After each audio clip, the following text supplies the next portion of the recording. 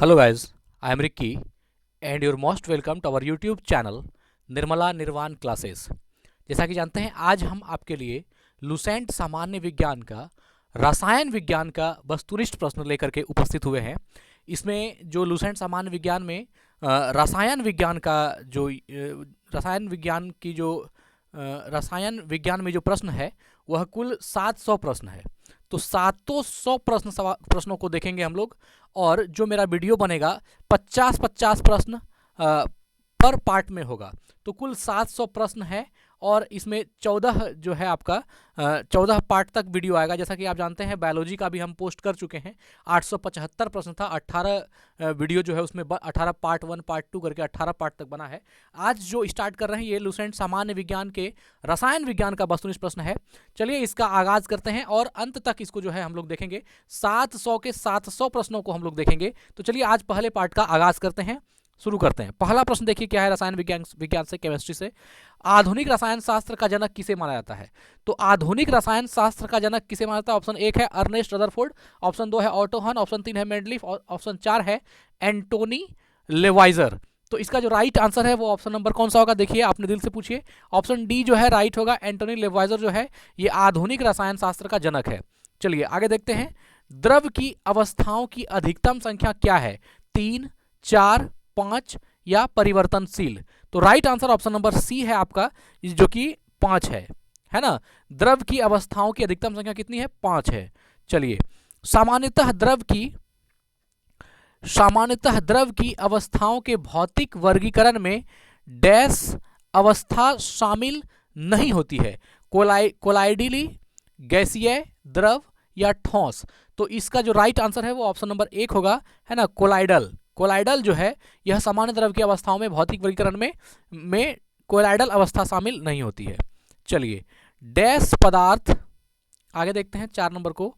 मतलब डैश पदार्थ की उन अवस्थाओं में से एक है जो बहुत ही कम घनत्व वाली गैस को अत्यंत कम तापमान के साथ ठंडा करके प्राप्त होती है। ऑप्शन 1 है प्लाज्मा घनीभूत, ऑप्शन 2 है प्लाज्मा, ऑप्शन 3 है बोस आइंस्टीन घनीभूत, ऑप्शन 4 है गैस। तो इसका right answer option number C हो जाएगा मित्र, बोस आइंस्टीन घनीभूत, ये जो है राइट आंसर है। चलिए विज्ञान के संदर्भ में, है ना, कह रहा है विज्ञान के संदर्भ में 5 नंबर को देखिए। विज्ञान के संदर्भ में निम्न में से कौन सा गुण मिश्रण का नहीं है? ऑप्शन 1 है इसकी संरचना नियत होती है, ऑप्शन 2 है यह 2 या अधिक तत्वों अथवा यौगिकों द्वारा बनता है, ऑप्शन 3 है इसे भौतिक तरीकों से अलग किया जा सकता है, ऑप्शन 4 है किसी मिश्रण के घटक अपने गुणों को बनाए रखते हैं। राइट आंसर इसका ऑप्शन नंबर ए हो जाएगा मित्र, इसकी संरचना नियत होती है। चलिए निम्नलिखित कथनों में से कौन सा कथन सत्य है? ऑप्शन 1 है पानी हाइड्रोजन और ऑक्सीजन का मिश्रण है, ऑप्शन 2 है पानी नाइट्रोजन और ऑक्सीजन का एक यौगिक है, ऑप्शन 3 है पानी ऑक्सीजन और हाइड्रोजन का एक यौगिक है, ऑप्शन 4 है पानी एक मूल तत्व है। तो right answer option number C है, जो कि आप जान ही रहे हैं, पानी ऑक्सीजन और हाइड्रोजन का एक यौगिक है। चलिए हवा एक डैश है, शुद्ध मिश्रण, केवल यौगिकों का मिश्रण, केवल तत्वों का मिश्रण, दोनों तत्वों और यौगिकों का मिश्रण? तो right answer option number D है कि हवा जो है दोनों तत्वों और यौगिकों का मिश्रण है। चलिए ठीक है आगे देखते हैं। किसी तत्व का परमाणु भार ज्ञात करने के लिए निम्नलिखित में से किसके साथ उस तत्व के परमाणु भार की तुलना की जाती है? Option 1 oxygen, option 2 nitrogen, option 3 hydrogen, option 4 carbon. तो राइट आंसर इसका ऑप्शन नंबर डी है मित्र, ये हो जाएगा कार्बन। कौन सा हो जाएगा राइट आंसर? तो कार्बन। चलिए आगे बढ़ते हैं। विश्व का प्रत्येक पदार्थ अत्यंत सूक्ष्म कणों से मिलकर बना होता है, यह सर्वप्रथम किसने कहा? डाल्टन ने, कनाद ने, रदरफोर्ड ने या एवोगार्डो ने? Right answer option number B है इसका, कनाद ने। किसने कहा है? कनाद ने। चलिए आगे बढ़ते हैं। निम्नलिखित में से कौन सा एक मिश्रण नहीं है? ग्रेफाइट, कांच, पीतल या इस्पात? तो right answer option number A है ना, ग्रेफाइट जो है कोई मिश्रण नहीं है। चलिए ठीक है, बाकी कांच मिश्रण है, पीतल मिश्रण है और इस्पात भी मिश्रण है। चलिए निम्नलिखित में से कौन सा पदार्थ एक मिश्रण नहीं है? टीन, समुद्री जल, मृदा या वायु? तो राइट आंसर ऑप्शन नंबर 1 हो जाएगा, टीन जो है ना, टीन यह है ना, यह पदार्थ का मिश्रण नहीं है, जबकि समुद्री जल जो है यह पदार्थ का मिश्रण है, वायु मिश्रण है और मृदा भी मिश्रण है, लेकिन टीन जो है इस ऑप्शन के अनुसार मिश्रण नहीं है। चलिए आगे देखते हैं। पदार्थ का परमाणुविक सिद्धांत सर्वप्रथम किसने प्रस्तावित किया? ऑप्शन 1 है जॉन डाल्टन, ऑप्शन 2 है रदरफोर्ड, ऑप्शन 3 है जे थॉमसन, ऑप्शन 4 है Nils bore. Right answer option number A है इसका मित्र, ये हो जाएगा जॉन डाल्टन। कौन हो जाएगा? John Dalton. पदार्थ का परमाणविक सिद्धांत सर्वप्रथम किसने प्रस्तावित किया? जॉन डाल्टन ने। किसी परमाणु के लिए प्लम पुडिंग मॉडल किसके द्वारा दिया गया? प्लम पुडिंग मॉडल किसके द्वारा दिया गया? Plum pudding model. ऑप्शन 1 है एंटोनी लेवाइजर, ऑप्शन 2 है जे थॉमसन, ऑप्शन 3 है अर्नेस्ट रदरफोर्ड, ऑप्शन 4 है रॉबर्ट बॉयल। तो इसका जो राइट आंसर है ऑप्शन नंबर बी होगा, जे थॉमसन। कौन सा राइट आंसर है? J Thomson. चलिए आगे बढ़ते हैं। एक परमाणु के 3 आधारभूत अवयव कौन से हैं? प्रोटॉन, न्यूट्रॉन तथा आयन, प्रोटॉन, न्यूट्रॉन तथा इलेक्ट्रॉन, प्रोटॉन, ड्यूट्रियम तथा ट्राइट्रियम, प्रोटॉन, न्यूट्रिनो तथा आयन। तो इसका जो राइट आंसर है वो ऑप्शन नंबर बी हो जाएगा, है ना, प्रोटॉन, न्यूट्रॉन तथा इलेक्ट्रॉन। चलिए आगे बढ़ते हैं। द्रव्यमान संख्या किसका योग है? केवल प्रोटीन का, प्रोटॉन और ऑप्शन 1 है केवल प्रोटॉन का, ऑप्शन 2 है प्रोटॉन और न्यूट्रॉन का, ऑप्शन 3 है इलेक्ट्रॉन और न्यूट्रॉन का, ऑप्शन 4 है इलेक्ट्रॉन और प्रोटॉन का। तो राइट आंसर कौन सा हो जाएगा? ऑप्शन नंबर बी हो जाएगा, है ना, 15 प्रोटॉन और न्यूट्रॉन का। द्रव्यमान संख्या किसका योग है? प्रोटॉन और न्यूट्रॉन का। चलिए आगे बढ़ते हैं। निम्नलिखित में से कौन सा एक न्यूक्लियॉन नहीं है? Option 1 proton, option 2 neutron, option 3 electron और ऑप्शन 4 है पॉजिट्रॉन। इसका right answer option number C है मित्र, इलेक्ट्रॉन। कौन सा होगा? इलेक्ट्रॉन, ये राइट आंसर है। चलिए आगे बढ़ते हैं। वर्ष 1897 में इलेक्ट्रॉन की खोज किसने की थी? जे थॉमसन ने, टी.ए. एडिसन ने, निकोलस टेस्ला ने या आइजैक न्यूटन ने? तो इसका जो राइट आंसर है वो ऑप्शन नंबर ए है। कौन सा होगा? ऑप्शन ए होगा, जे थॉमसन। कौन होगा? J Thomson. चलिए आगे बढ़ते हैं। एक इलेक्ट्रॉन क्या है? ऑप्शन 1 नेट आवेश के साथ एक उप परमाणविक कण जो उदासीन है, ऑप्शन 2 नेट आवेश के साथ एक उप परमाणविक कण जो सकारात्मक है, ऑप्शन 3 नेट आवेश के साथ एक उप परमाणविक कण जो नकारात्मक है, ऑप्शन 4 नेट आवेश के साथ एक उप परमाणविक कण जो शून्य है। तो इसका राइट आंसर जो है ऑप्शन नंबर सी होगा, है ना, नेट आवेश के साथ एक परमाणविक कण जो नकारात्मक है। ये कौन है? इलेक्ट्रॉन। चलिए आगे बढ़ते हैं। जिन एक परमाणु कणों में सामान्य उस परमाणु कणों से विपरीत गुण होते हैं उन्हें किस नाम से जाना जाता है? पॉजिट्रॉन, प्रतिकण, फोटोन या न्यूट्रिनो? तो राइट आंसर इसका ऑप्शन नंबर बी होगा, है ना, प्रतिकण। कौन सा होगा? प्रतिकण।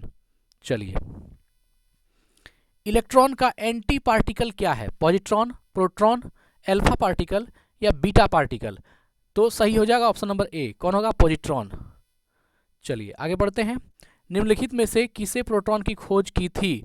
प्रोटॉन की खोज किसने की थी? जे थॉमसन, ई गोल्डस्टीन, ई रदरफोर्ड या जे चैडविक?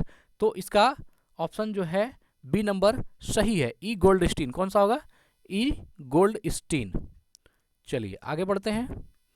न्यूट्रॉन की खोज की थी, है ना, तो चैडविक, रदरफोर्ड, निल्स बोर या न्यूटन? तो जानते ही हैं आप, इसका खोज किसने किया है? चैडविक ने। चलिए आगे बढ़ते हैं। कण बोसॉन नाम का संबंध किस नाम से है? JC Bose, SN. Bose, Isaac Newton, Albert Einstein? Right answer option number B है, एस.एन. बोस। कौन सा होगा? एस.एन. बोस के नाम से जो है ये बोसॉन नाम का संबंध है। चलिए आगे बढ़ते हैं। निम्नलिखित में से कौन सा कथन सही है? एक परमाणु के नाभिक में केवल इलेक्ट्रॉन विद्यमान रहते हैं। ऑप्शन 2 है एक परमाणु के नाभिक में इलेक्ट्रॉन और प्रोटॉन दोनों विद्यमान रहते हैं। ऑप्शन 3 है एक परमाणु के नाभिक में केवल न्यूट्रॉन विद्यमान रहता है। ऑप्शन 4 है एक परमाणु के नाभिक में प्रोटॉन और न्यूट्रॉन दोनों विद्यमान रहते हैं। तो right answer option number D है कि एक परमाणु के नाभिक में प्रोटॉन और न्यूट्रॉन दोनों विद्यमान रहते हैं। ऑप्शन नंबर डी जो है ये राइट आंसर है। चलिए आगे बढ़ते हैं। 25 को देखते हैं। निम्नलिखित कथनों में से कौन सा एक सही नहीं है? विभिन्न तत्वों के परमाणुओं की द्रव्यमान संख्याएं समान हो सकती है। किसी तत्व के परमाणुओं की द्रव्यमान संख्या भिन्न भिन्न हो सकती है। किसी तत्व के सभी परमाणुओं में प्रोटॉनों की संख्या समान होती है। किसी तत्व के सभी परमाणुओं में न्यूट्रॉनों की संख्या सदैव समान होगी। अब बताइए राइट आंसर कौन सा है? तो ऑप्शन नंबर डी जो है ये आपका राइट आंसर है। किसी तत्व के सभी परमाणुओं में न्यूट्रॉनों की संख्या सदैव समान होगी। किसी परमाणु की परमाणविक संख्या से निम्नलिखित में से किसकी संख्या का पता चलता है? Option 1 electron, option 2 proton, option 3 neutron, option 4 neutron और प्रोटॉन? तो इसका राइट आंसर हो जाएगा ऑप्शन नंबर बी, है ना। कौन सा होगा? प्रोटॉन जो है इसका राइट आंसर होगा। चलिए आगे बढ़ते हैं। किसी तत्व का सर्वाधिक अभिलाक्षी गुणधर्म निम्नलिखित में से कौन सा है? घनत्व, क्वथनांक, द्रव्यमान या परमाणु क्रमांक? ऑप्शन नंबर डी जो है वो इसका राइट है, परमाणु क्रमांक। निम्नलिखित तत्वों में किसकी परमाणु संख्या फास्फोरस की तुलना में अधिक है? 1 एल्यूमिनियम, 2 सिलिकॉन, 3 क्लोरीन, ऑप्शन 4 है मैग्नीशियम। तो सही है ऑप्शन नंबर सी आपका क्लोरीन जो है इसका सही आंसर है। चलिए, निम्नलिखित तत्वों में से किसकी परमाणु संख्या नियॉन की तुलना में अधिक है? ऑक्सीजन, मैग्नीशियम, नाइट्रोजन या boron? Right answer option number B है मैग्नीशियम, है ना, नियॉन से अधिक है, 10 है, मैग्नीशियम का ज़्यादा है। चलिए आगे बढ़ते हैं। निम्नलिखित तत्वों में से किसकी परमाणु संख्या आयरन की तुलना में अधिक है? मैंगनीज, कोबाल्ट, कैल्शियम और क्रोमियम? तो right answer option number B है, कोबाल्ट का जानते हैं ये ज़्यादा है आयरन की तुलना में। चलिए, निम्नलिखित तत्वों में से किसकी परमाणु संख्या क्लोरीन की तुलना में अधिक है? पोटेशियम, सल्फर, एल्यूमिनियम या फॉस्फोरस? तो इसका जो राइट आंसर हो जाएगा वो ऑप्शन नंबर ए है मित्र, है ना, पोटेशियम। चलिए आगे बढ़ते हैं। निम्नलिखित तत्वों में से किसकी परमाणु संख्या मैग्नीशियम की तुलना में अधिक है? नियॉन, फ्लोरीन, सोडियम या aluminium? Right answer option number D हो जाएगा। कौन सा होगा? एल्यूमिनियम राइट आंसर है। चलिए आगे बढ़ते हैं। रदरफोर्ड का पतले स्वर्ण पर्ण पर अल्फा कण प्रकीर्णन प्रयोग निम्नलिखित में से किसकी खोज के लिए उत्तरदायी है? इलेक्ट्रॉन, प्रोटॉन, परमाणु नाभिक या न्यूट्रॉन? तो राइट आंसर कौन सा हो जाएगा? ऑप्शन नंबर सी राइट होगा, है ना, परमाणु नाभिक, ये सही आंसर है। चलिए आगे बढ़ते हैं। किसी तत्व के एक परमाणु की द्रव्यमान संख्या 23 एवं परमाणविक संख्या 11 है तो उसमें होंगे 11 न्यूट्रॉन, 21 प्रोटॉन या 11 इलेक्ट्रॉन? दूसरा है 11 प्रोटॉन, 12 न्यूट्रॉन, 11 इलेक्ट्रॉन। तीसरा है 11 न्यूट्रॉन, 11 प्रोटॉन, 12 इलेक्ट्रॉन। और चौथा है 23 प्रोटॉन एवं 11 इलेक्ट्रॉन। तो right answer option number B हो जाएगा, जान ही रहे हैं, 11 प्रोटॉन, 12 न्यूट्रॉन एवं 11 इलेक्ट्रॉन। चलिए, किसी परमाणु की परमाणु संख्या क्या होगी जिसमें 10 प्रोटॉन और 11 न्यूट्रॉन होते हैं? तो जानते ही ऑप्शन नंबर बी हो जाएगा, है ना, 11 प्रोटॉन और 10 प्रोटॉन और 11 न्यूट्रॉन है तो परमाणु की परमाणु संख्या क्या होगी? 10 होगी। चलिए आगे देखते हैं।